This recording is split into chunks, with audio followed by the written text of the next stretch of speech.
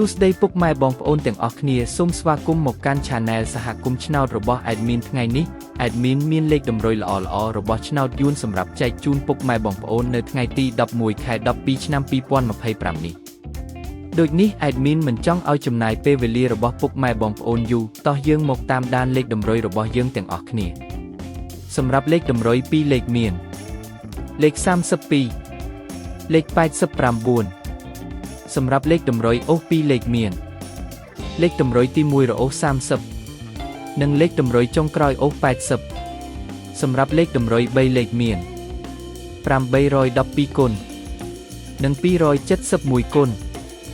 សម្រាប់លេខតម្រុយថ្ងៃនេះ Admin សូមជូនពរឲ្យពុកម៉ែបងប្អូនជួបតែសំណាងល្អទាំងអស់គ្នាហេងមានលាភមានជ័យ